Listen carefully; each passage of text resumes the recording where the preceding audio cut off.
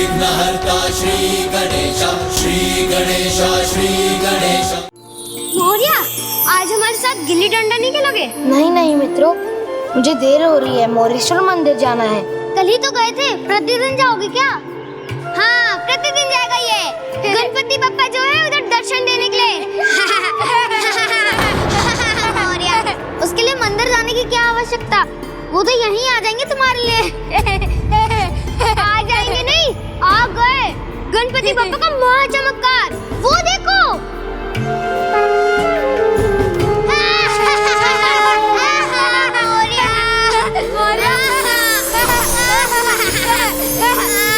क्षमा करना गणपति बापा, ये नहीं जानते, आप तो सर्वत्र हैं ना।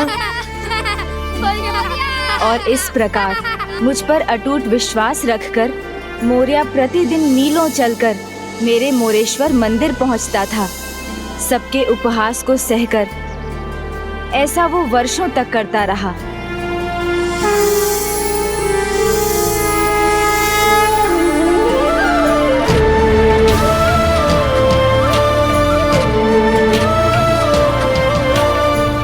कहाँ जा रहे हो मोरिया? पिछली बार कब दिखाई दे रहे तुम्हें तुम्हारे गणपति बप्पा? मित्र, इतना परिश्रम कहीं और कर लिया होता तो आज हमारे समान होते जीवन में। सिर्फ गणपति बप्पा के दर्शन से ही इसके सारे कार्य हो जाते हैं। पेट भी भर जाता है इसका। हाँ, भले ही बचपन में इसका पेट नहीं भरता था कभी। इतना महत्वपूर्ण कार्य कर रहा है ये, और तुम लोग अड़ंगा लगा रहे हो। जाओ भाई जाओ, गणपति तुम्हारी प्रतीक्षा कर रहे होंगे। देखो, गणपति प्रतीक्षा में इतने आधीर हो गए हैं कि बादलों पर बैठकर स्वयं आ गए। विक्षिप्त बुद्धि मोरिया।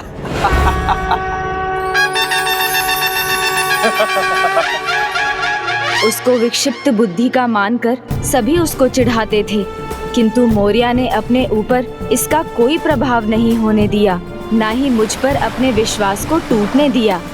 स्वयं अपने स्वास्थ्य की चिंता भी नहीं थी उसे, ऐसी थी उसकी भक्ति। प्रचंड ज्वर की अवस्था में भी वो मेरे दर्शन करने अवश्य आता था। ओम गण गणपते नमः, ओम गण गणपते नमः, ओम गण गणपते नमः, ओम गण गणपते नमः।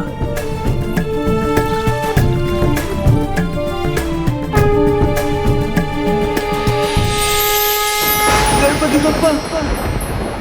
पुत्र,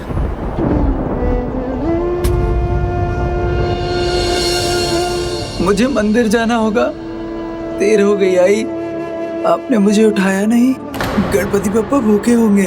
पुत्र रुको, आज तुम्हें तेज ज्वर है, आज रहने दो, मत जाओ। जाना तो होगा आई, मुझे गणपति बप्पा को भोग चढ़ाना है और प्रसाद भी लाना है। आपने नहीं बनाया तो मैं बना देता हूँ। रुको पुत्र,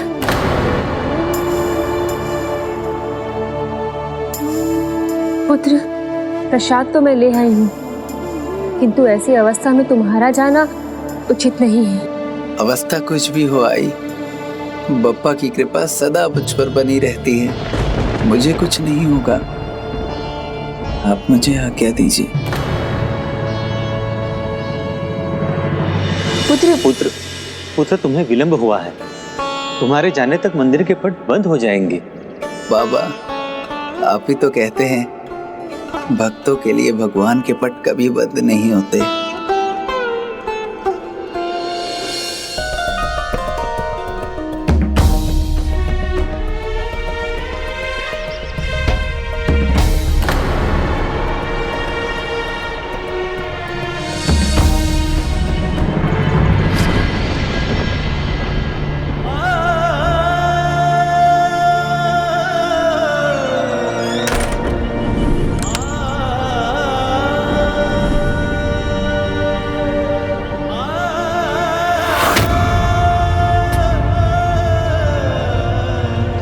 ऐसी अद्भुत भक्ति को देखकर भगवान अपने हृदय के द्वार भी खोल लेते हैं, तो फिर उसके लिए मंदिर के पट बंद कैसे रह सकते थे? उचित ही कहा था मैंने, भक्त के लिए तो भगवान के द्वार सदा ही खुले रहते हैं। आश्चर्य, विश्वास नहीं होता। आपने उसके लिए अपने द्वार भी खोल दिए थे प्रभु। ये तो कुछ भी नहीं। एक बार तो उसके लिए मुझे स्वयं मंदिर के बाहर आना पड़ा।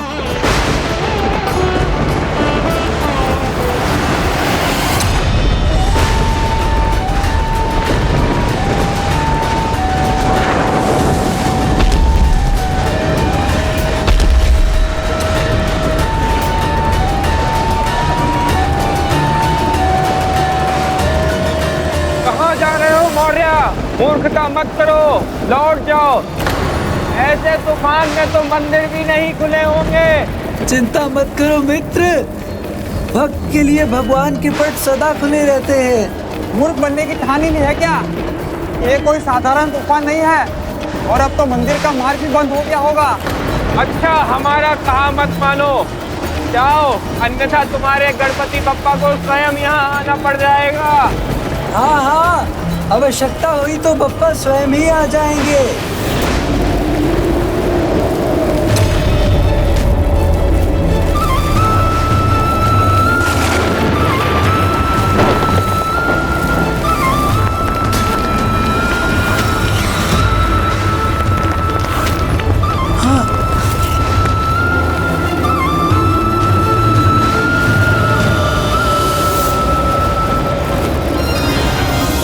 गणेशा हम भक्त तेरे, सुनो गणेशा हम भक्त तेरे, प्रभु तेरी महिमा गाए,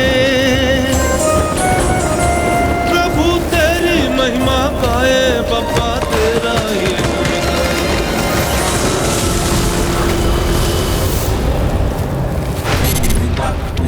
प्रभु के द्वार पर यह अवरोध मैं इसे ऐसे ही नहीं छोड़ सकता, मुझे इसे हटाना ही होगा।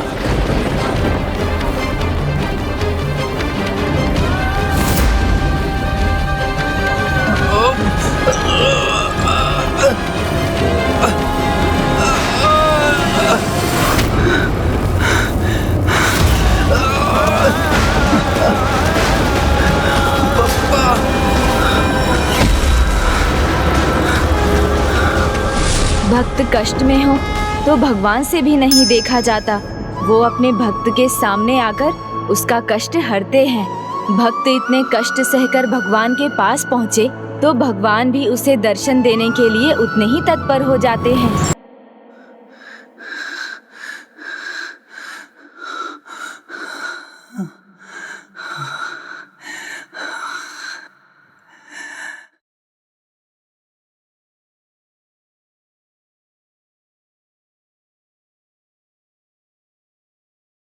गणपति बप्पा, आज इस तूफान के कारण आपको कोई भोग लगाने नहीं आया होगा, किंतु आप चिंता मत करिए, मैं आपके लिए भोग लाया हूँ, आप मन भर के खाइएगा।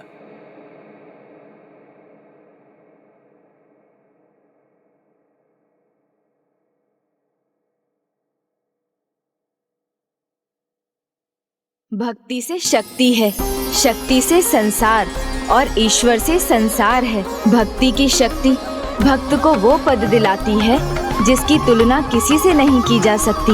भगवान से भी बड़ा हो जाता है भक्त। तो क्या उस दिन आपने मौर्या को साक्षात दर्शन प्रदान किए प्रभु? वो दिन भी अब आने ही वाला था पुष्पदंत जी, क्योंकि भक्त जितनी परीक्षाएं देता है भगवान के उतना ही निकट हो जाता है। और अभी मौर्या की कुछ परीक्षाएं शेष थीं, किंतु इस बीच भक्ति में उसका इतना खो जाना उसके माता पिता के लिए चिंता का कारण बन गया था। ओम गण गणपतये नमः, ओम गण गणपतये नमः, ओम गण गणपतये नमः, ओम गण गणपतये नमः, ओम गण गणपतये नमः। कल मंदिर से लौटने पर ऐसे ही बैठा है, पूर्ण रात्रि एक पल के लिए भी नहीं सोया। सब इसके लिए मुझे ही दोषी मानते हैं। महान भक्त होगा हमारा पुत्र, ये ज्ञात था मुझे, लेकिन वो संसार से इस तरह विरक्त हो जाएगा ये नहीं जानता था मैं।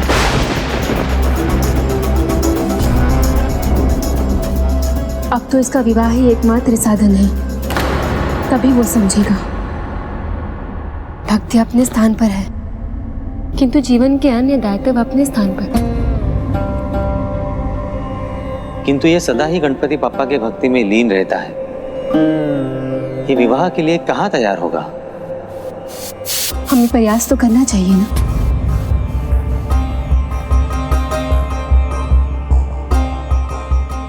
आई, भोग तैयार कर दीजिए, मोरगांव मंदिर जाना है। पुत्र मौर्य। हाँ आई। पुत्र, हम चाहते हैं कि तुम अब विवाह कर लो। क्या विवाह? हाँ पुत्र। क्षमा कीजिएगा आई बाबा, विवाह मेरे लिए नहीं है। मैं तो गणपति बप्पा का भक्त हूँ। मेरा पल पल उन्हीं की भक्ति के लिए है। किंतु गणपति बापा की भी यही इच्छा हो तो? हाँ पुत्र, उनकी ही इच्छा से तो ये विचार हमारे मन में आया है, तभी तो तुमसे पूछ रहे हैं। पुत्र, ईश्वर के प्रति तुमने अपना धर्म सदा निभाया है, पर अब अपने माता पिता के प्रति अपना दायित्व भी निभाओ। हम तुम्हारी गृहस्थी, तुम्हारी संतान देखना चाहते हैं। हाँ पुत्र, मैंने तो कन्या भी ढूंढ ली है, तुम उससे भेंट कर लो, तभी निर्णय लेना।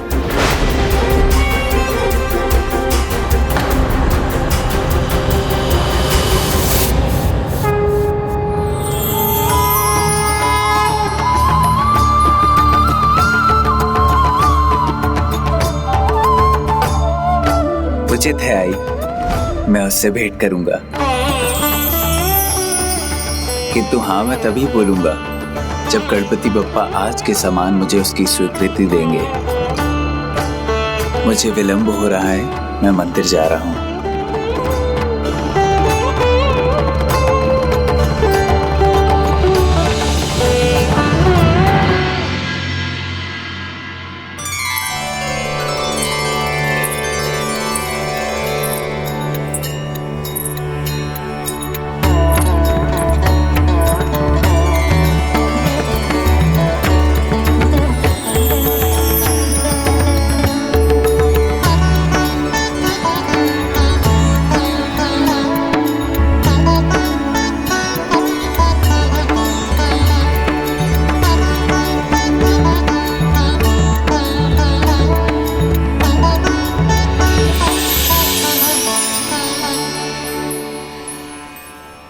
हमारी पुत्री संस्कारी है और बुद्धिमान भी।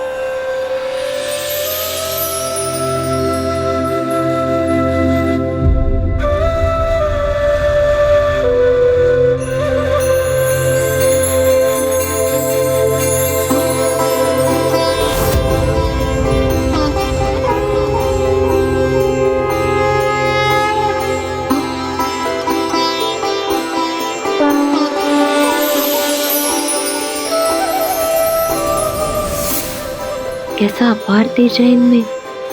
अवश्य कोई दिव्य असाधारण व्यक्ति है ये।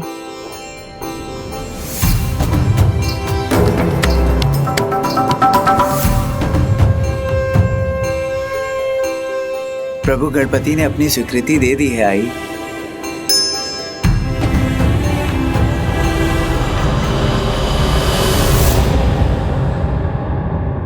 किंतु मैं कन्या से कुछ प्रश्न पूछना चाहता हूँ।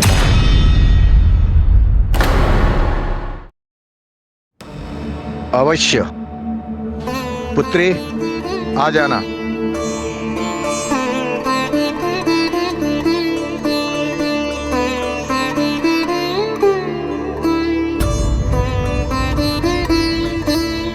सभी लोग मुझे ढोंगी और विक्षिप्त समझते हैं।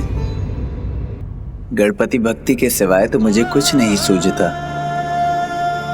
तो मैं आपको सामान्य वैवाहिक जीवन नहीं दे सकता, न ही समय और न ही आपका ध्यान रख पाऊंगा। फिर भी क्या आप मुझे अपने पति के रूप में स्वीकार करेंगे?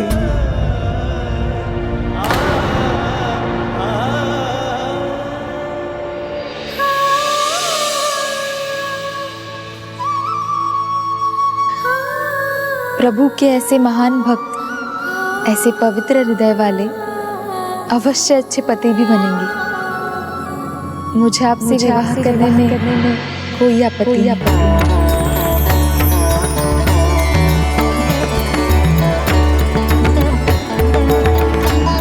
शीघ्र ही मोरिया का विवाह हो गया, किंतु आगे जो हुआ वो ना तो उसके माता पिता की कल्पना के अनुसार था और ना ही उस नवविवाहिता कन्या के।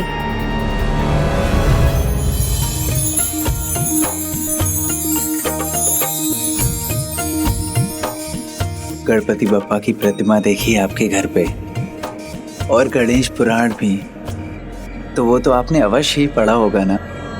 पापा में मुझे पूर्ण विश्वास है, किंतु मैं गणेश पुराण पूरा नहीं पढ़ सकी। तो मैं हूं ना, एक ही रात्रि में संपूर्ण पुराण पढ़कर सुना दूंगा।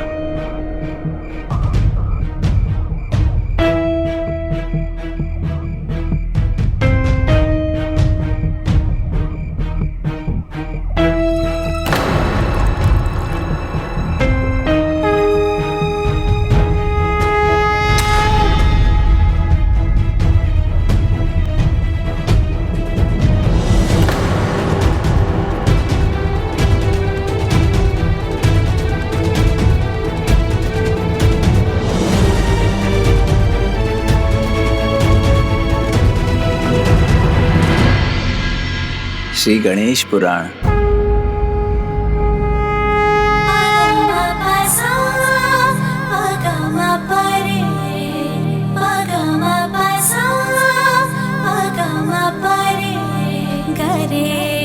वो मेरी भक्ति में इतना खोया हुआ था कि ना उसे ये ध्यान रहा कि ये उसके विवाह की प्रथम रात्रि थी, और ना ही नवविवाहिता की उससे क्या अपेक्षा थी। वो उसे मेरा पुराण पढ़कर सुनाता रहा।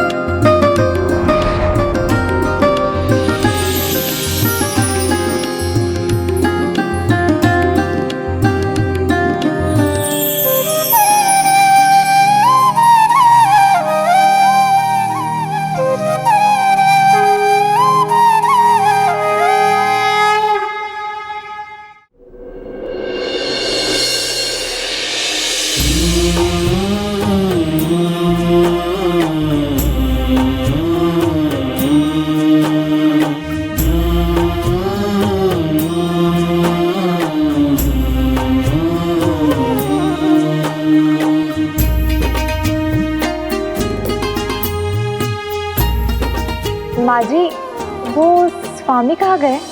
वो तो प्रतिदिन के समान मोरेश्वर मंदिर के लिए निकल गया है पुत्री।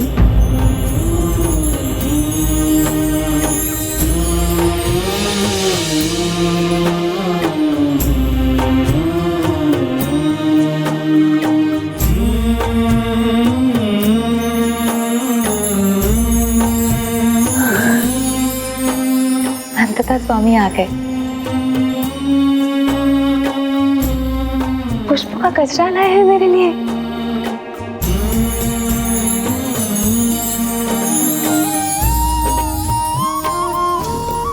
स्वामी,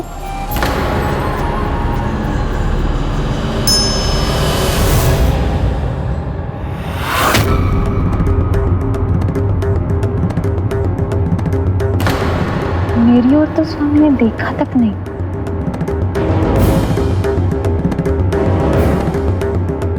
प्रभु भक्ति उचित है, किंतु मेरा तो तनिक भी ध्यान नहीं है स्वामी का।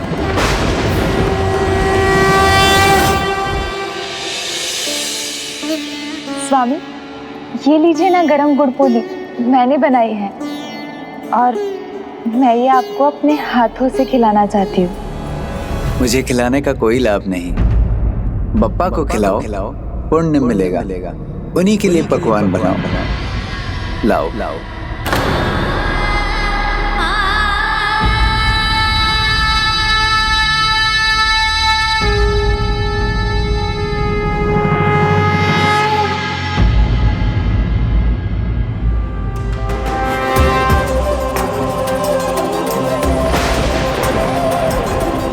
ये लो,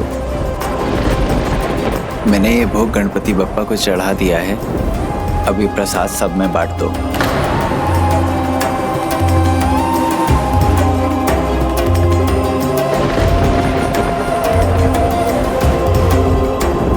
इस प्रकार मोरिया विवाह के पश्चात भी भक्ति में डूबा रहा। उसके लिए उसके जीवन में पत्नी का कोई अस्तित्व ही नहीं था, जिसके कारण हर दिन उसकी पत्नी की आशा पल पल निराशा में बदलती जा रही थी। और एक दिन, मुझे आज्ञा दीजिए, मैं अपने आई बाबा के पास जाना चाहती हूँ और अब मैं वहीं रहूँगी।